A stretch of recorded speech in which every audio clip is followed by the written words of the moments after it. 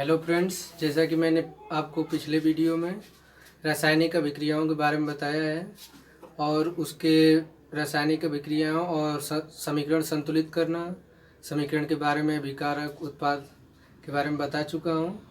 और इस वीडियो में आप लोगों को रासायनिक अभिक्रियाओं के प्रकार के बारे में बताऊंगा।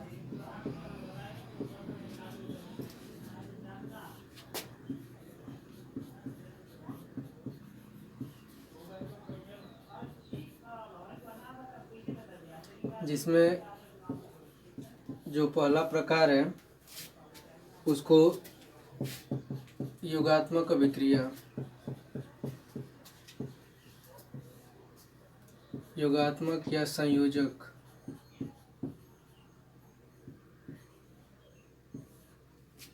अभिक्रिया बोलते हैं।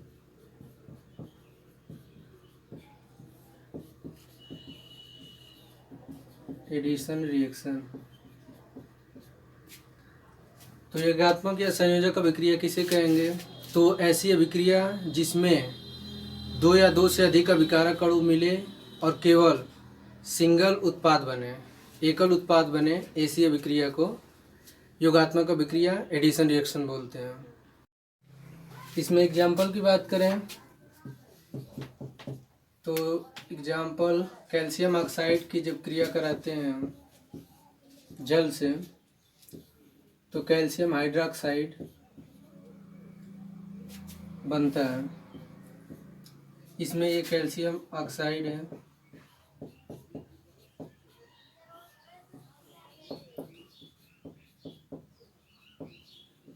जो कि सॉलिड स्टेट में होगा, ये H2O है जो कि लिक्विड स्टेट में होगा, और ये कैल्शियम हाइड्रोक्साइड है जो कि एक्वस होगा, एक्वस स्टेट में होगा। इसमें होता क्या है, कैल्शियम ऑक्साइड जल से जब क्रिया करता है तो कैल्शियम हाइड्रोक्साइड बनता है, जिसका यूज दीवार पर सफ़ेदी के लिए किया जाता है, दीवार की सफ़ेदी के लिए।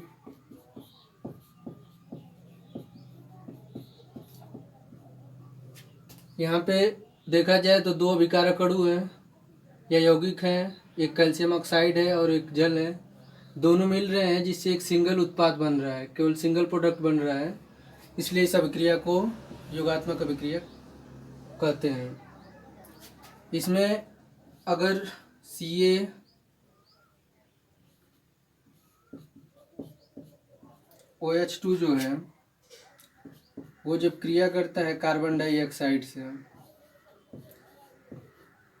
तो बनता है कैल्शियम कार्बोनेट और वाटर, कैल्शियम कार्बोनेट और वाटर बनता है। इसमें देखा जाए तो कैल्शियम कार्बोनेट और वाटर बनता है। ये जो प्रक्रिया है, ये जब हम दीवार पे इसका कैल्शियम हाइड्रोक्साइड का सफ़ेदी लगा देते हैं तो ये धीरे धीरे जो वातावरण में कार्बन डाइऑक्साइड है उससे क्रिया करता है और 2-3 दिन के बाद ये कैल्शियम कार्बोनेट बन जाता है, जिससे जो दीवार पे है वो सफ़ेदी बढ़ जाती है और ज़्यादा चमकने लगता है।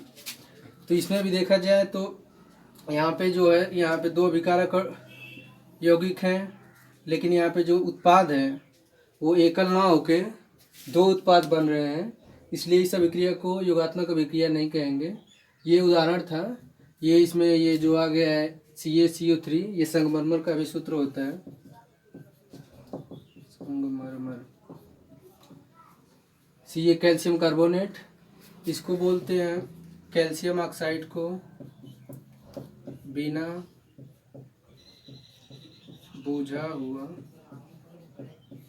चूना, और चूंकि ये जल से क्रिया कर चुका है इसलिए कैल्शियम हाइड्रोक्साइड को बोलते हैं बुझा हुआ चूना। तो ये हो गई योगात्मक अभिक्रिया।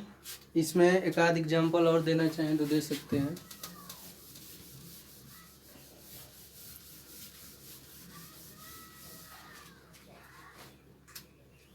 जैसे CO+ Cl2 converts into CuCl2। यहाँ पे ये कार्बन मोनोऑक्साइड, कार्बन मोनोऑक्साइड, ये क्लोरीन गैस है। यहाँ पे कार्बोनिल क्लोराइड प्रोडक्ट बन रहा है।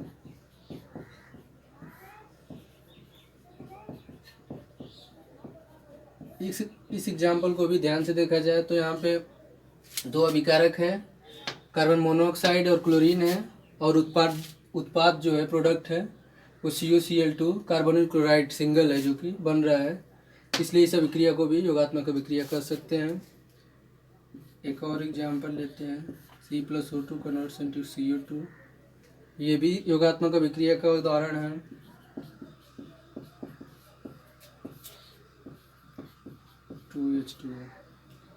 ये भी योगात्मक अभिक्रिया के उदाहरण है। तो ये हो गया आपका योगात्मक अभिक्रिया, जो कि ऐसी अभिक्रिया है जिसमें दो या दो से अधिक अभिकारक अणु भाग लेते हैं, लेकिन जो उत्पाद है वो एकल उत्पाद बनता है। इसलिए इस अभिक्रिया को योगात्मक या संयोजक अभिक्रिया कहते हैं, इंग्लिश में एडिशन रिएक्शन बोलते हैं।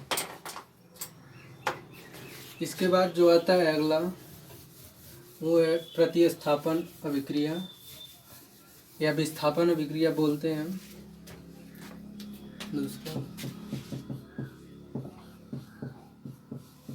प्रतिस्थापन या विस्थापन, SUBSTI सब्स्टिट्यूशन रिएक्शन।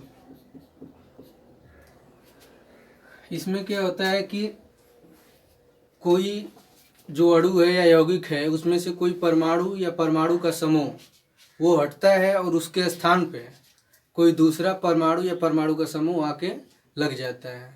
जैसे एग्जाम्पल में आप देखें तो Zn plus CuSO4 converts into ZnSO4 plus Cu। इस रिएक्शन में देखा जाए तो यहाँ पे जो है ये कॉपर सल्फेट है,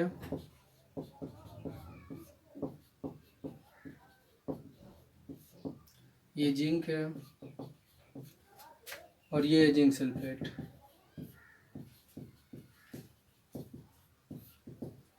यहाँ पे ये जो कॉपर के साथ सल्फेट लगा हुआ है SO4, जब यहाँ पे Zn से इसका रिएक्शन हो रहा है तो SO4 इसमें से निष्कासित होकर Zn के साथ लग जा रहा है, यानी कि यहाँ का ये जो ग्रुप है ये निकल जा रहा है और जाके Zn के साथ लग जा रहा है।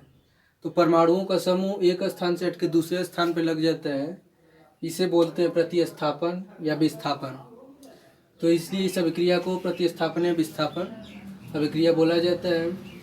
इसमें देखा जाए तो इसका जो स्टेट है सॉलिड स्टेट है, ये आपका एक्वस स्टेट में है, ये भी एक्वस में है और ये फिर सॉलिड स्टेट में है।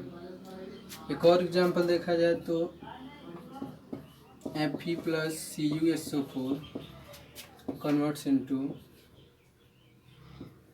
FeSO4 plus Cu। इस एग्जांपल में भी यहाँ पे Fe ये लोहा है, आयरन, और ये कॉपर सल्फेट है, अभिक्रिया दोनों कर रहे हैं। तो यहाँ पे FeSO4 बन रहा है, आयरन सल्फेट और कॉपर। इस अभिक्रिया को प्रैक्टिकल के द्वारा भी देखा जा सकता है। अगर हम कोई लोहे की किल हो उसको रखें कॉपर सल्फेट विलयन में, जो कि होता है नीला, ब्लू,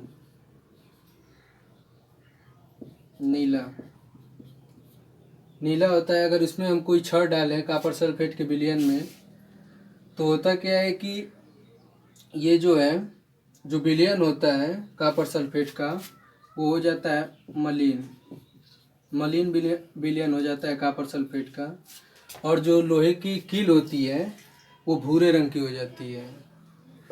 उसका कारण क्या है कि यहाँ पे जो CuSO4 है इसमें से SO4 निकलकर आयरन के साथ लग जाता है और Cu बाहर निकल जाता है। तो यहाँ पे भी SO4 का विस्थापन हो रहा है, प्रतिस्थापन हो रहा है, इसलिए ये भी प्रतिस्थापन अभिक्रिया का उदाहरण है। ये इसमें सॉलिड स्टेट में है, ये एक्वस में है, ये एक्वस स्टेट में है और ये सॉलिड स्टेट में है। यहाँ पे ये आयरन सल्फेट है FeSO4, आयरन सल्फेट है ये हो गया आपका प्रतिस्थापन अभिक्रिया है। का और एग्जाम्पल देख सकते हैं।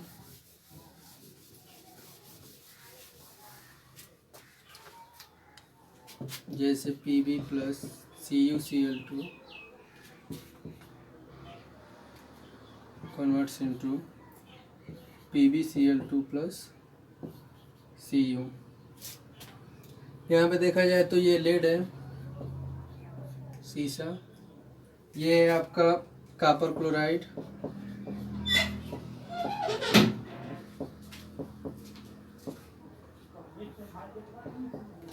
ये बन रहा है यहाँ पे लेड क्लोराइड,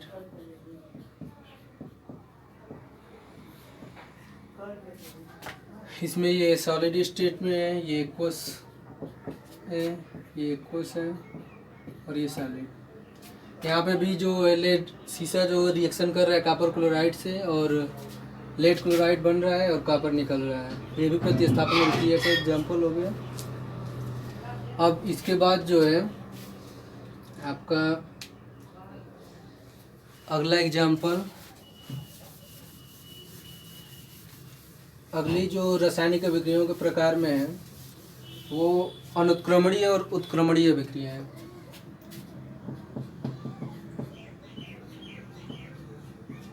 अनुत्क्रमणीय अभिक्रिया है।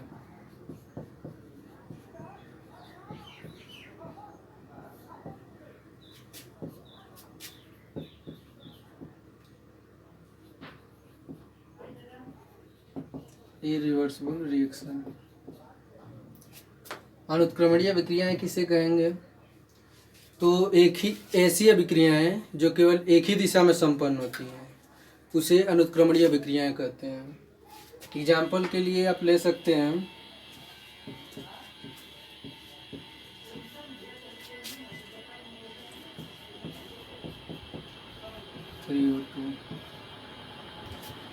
यहाँ पे जो है पोटेशियम क्लोराइड है,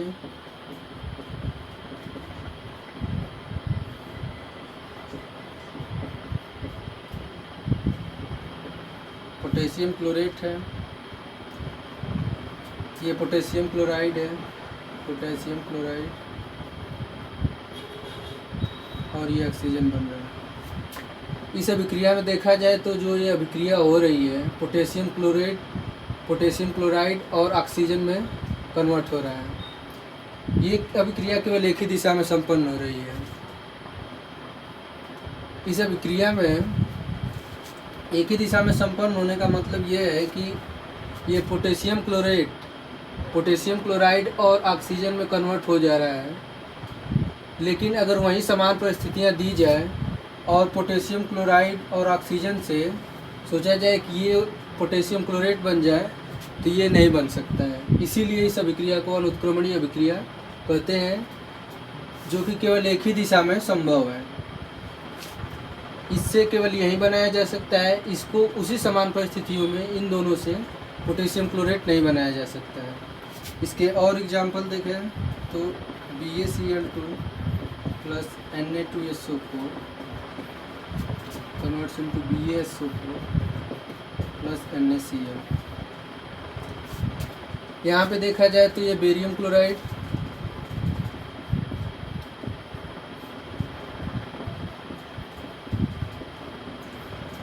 ये सोडियम सल्फेट,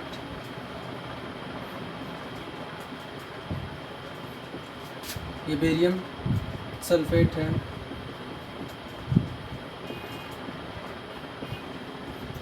और ये सोडियम क्लोराइड है, नमक। तो बेरियम क्लोराइड का जब सोडियम सल्फेट से रिएक्शन कराते हैं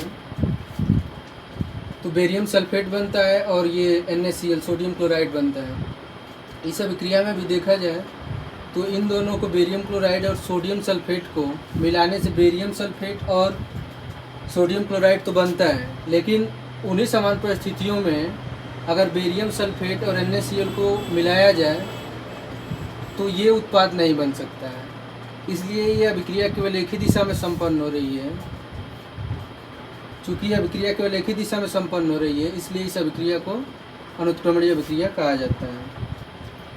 इसमें जो BaSO4 है, इसका वाइट PPT बनता है, सफ़ेद अवक्षेप। जब यह अभिक्रिया करता है तो ये अवक्षेप के रूप में नीचे बैठ जाएगा परख नली में। तो ये हो गया आपका अनुत्क्रमणीय अभिक्रिया।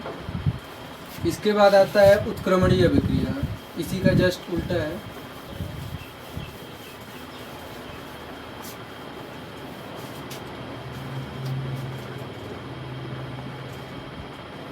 उत्क्रमणीय अभिक्रिया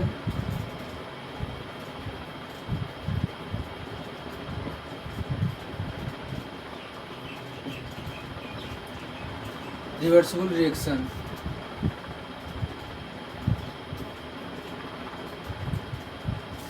तो उत्क्रमणीय अभिक्रियाएँ क्या है? तो ऐसी अभिक्रियाएँ जो दोनों दिशाओं में संभव हो, दोनों दिशाओं में संपन्न होती हैं, उन्हें उत्क्रमणीय अभिक्रिया कहते हैं।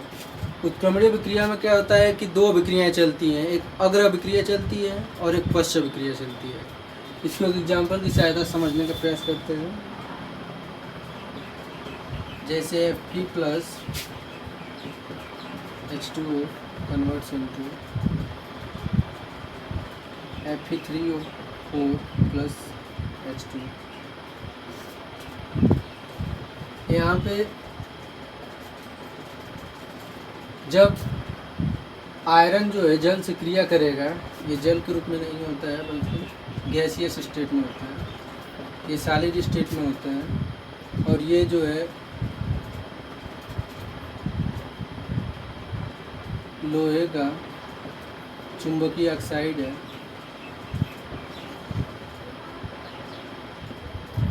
ये हाइड्रोजन गैस है। इस अभिक्रिया को अगर देखा जाए तो जब हम एक तप्त लोहे पर जब भाप प्रवाहित करते हैं तो लोहे का चुंबकीय ऑक्साइड बनता है और हाइड्रोजन गैस बाहर निकलती है। इस अभिक्रिया में अगर हम फिर से लोहे के चुंबकीय ऑक्साइड पे, तप्त लोहे के चुंबकीय ऑक्साइड पे हाइड्रोजन गैस प्रवाहित करें तो पुनः हमें आयरन और वाटर वापस मिल जाएगा। वाटर जो कि गैसियस स्टेट में है तो भाप के रूप में वापस मिल जाएगा। जब हम इस अभिकारक आयरन तप्त लोहे को और भाप को प्रवाहित करेंगे आयरन पे, तो लोहे का चुंबकीय ऑक्साइड और हाइड्रोजन मिल जाएगा, हाइड्रोजन गैस मिल जाएगी।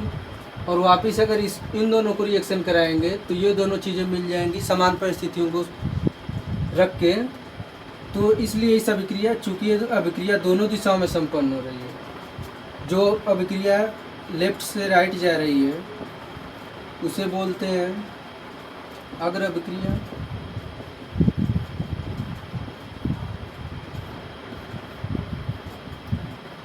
Forward reaction. और जो अभिक्रिया राइट से लेफ्ट जा रही है उसे बोलते हैं पश्च अभिक्रिया।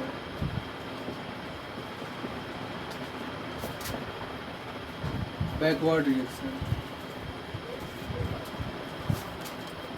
तो यहाँ पे ये जो आयरन तप्त लोहे पे जो भाप का प्रवाह हो रहा है जिससे कि लोहे का चुंबकीय ऑक्साइड और हाइड्रोजन गैस बन रही है, ये लेफ्ट से राइट जा रहा है, तो ये हमारी अग्र अभिक्रिया हो गई, फॉरवर्ड रिएक्शन।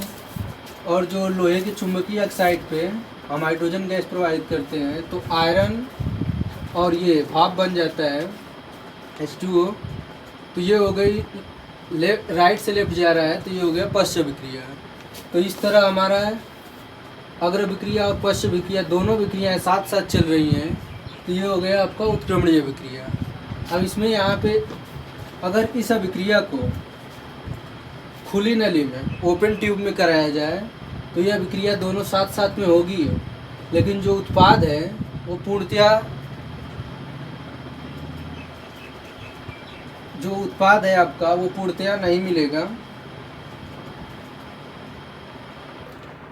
सॉरी, लेकिन जो ओपन ट्यूब है उसमें जो उत्पाद है वो पूर्णतया मिलेगा, क्योंकि जब ये हम लोहे की कील पे भाप प्रवाहित करेंगे तो लोहे का चुंबकीय ऑक्साइड बनेगा और जब खुली ट्यूब रहेगी तो जो हाइड्रोजन गैस है उसके साथ ही बाहर निकलती जाएगी।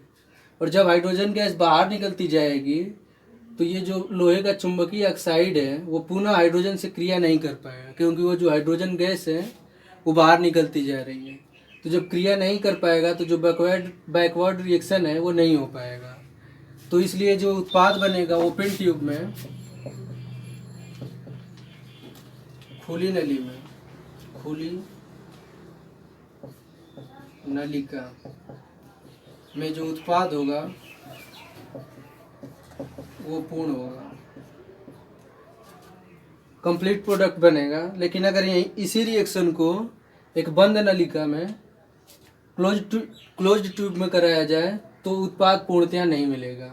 उसमें क्या होगा कि जब आयरन क्रिया करेगा, लोहे का तप्त राड या कील जो भी हो, वो जब भाप उससे प्रवाहित करेंगे तो लोहे का चुंबकीय ऑक्साइड और हाइड्रोजन गैस बनेगी। और जब ट्यूब बंद रहेगा तो हाइड्रोजन गैस बाहर नहीं निकल पाएगी। जब बाहर नहीं निकल पाएगी तो फिर पुनः लोहे की चुंबकीय ऑक्साइड से क्रिया करेगी और यहाँ पे लोहा और भाप फिर बनता रहेगा, और ये भी इससे क्रिया करके ये बनाता रहेगा। तो दोनों अभिक्रियाएं साथ साथ चलती रहेंगी, और अभिक्रियाएं साथ साथ चलते चलते एक ऐसा समय आएगा जब दोनों अभिक्रियाएं इक्वल हो जाएंगी, दोनों का वेलोसिटी इक्वल हो जाएगा। उस अवस्था में साम्यावस्था स्थापित हो जाती है।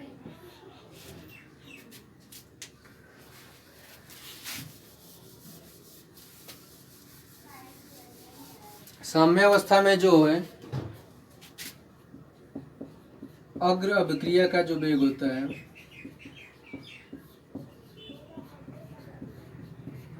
वो बराबर हो जाता है पश्च अभिक्रिया के वेग के।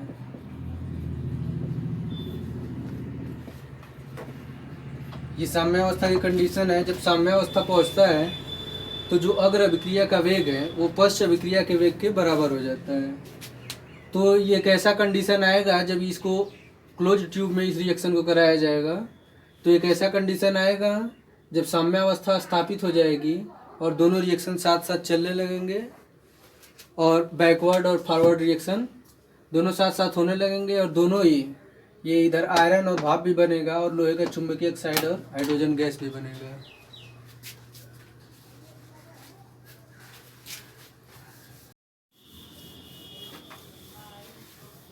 तो इस वीडियो में केवल इतना ही है, और इसके अगले पार्ट में आपको इसके जो अगले प्रकार हैं वो मिल जाएंगे। Thank you.